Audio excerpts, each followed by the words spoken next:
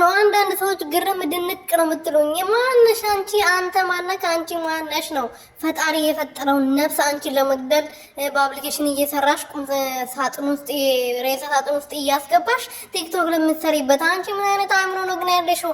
አንቺ ማነሽ? ማን ፈቀደልሽ? ፈጣሪ የፈጠረው አንድ አምላክ የፈጠረውን ነፍስ አንቺ ማን ገዳይ ያደረገሽ? ማን ሬሳ ሳጥን ውስጥ አስገቢ ያደረገሽ? ጥያቄ ነው። እንግዲህ ሰሞኑን እንግዲህ ኤፋዬ ከሩትዬ ጋር በመሆኑ ከወንድሙ ጎን በመሆኑ በመቆሙ ወንድሙ ወደ ትዳሩ እንዲመለስ በማድረጉ ከልጁና ከሚስቱ ጋር እንዲኖር በማድረጉ እንግዲህ ብዙ ጠላቶችን አፍርቶ እንግዲህ ማንም ወንድም ያላት አባት ያላት ሴት ልጅ ናት እንግዲህ እየቀበረች መቃብር ውስጥ እያደረገች ቪዲዮ ተሰራበት የነበረው። አረ ላንቺ ያርግልሽ ካልኩሽ ድርግማን ነው። እኔ ለማንም ማለት አልፈልግም።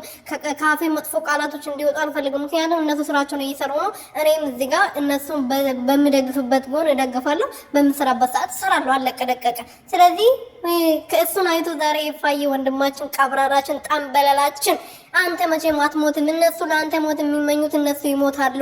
አንተ ማንም እንኳን ልትሞት ማለት ነው ምንድነው የሚባለው እንቅፋት አይመታም። የኔ ወንድም ማለት ነው የኔ የሩትዬ መከታ ማለት ነው የአብርሽ ወንድም።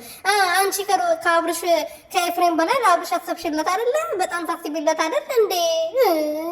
እንግዲህ ሰላም ቤተሰቦቼ እንዴት ናችሁልኝ? ዛሬ በጣም ተናድጄ ተሰምቶኝ ነው የመጣሁት። ለዛ ነው እየጮኩባችሁ ያለሁት። ይቅርታ አድርጉልኝ።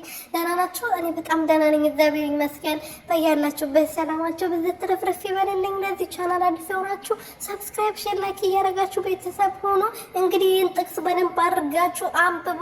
ኤፋዬ አዎ ፈጣሪ ውሃውን ወደ ወይን የቀየረው አምላካችን ከአንተ ጋር አለ።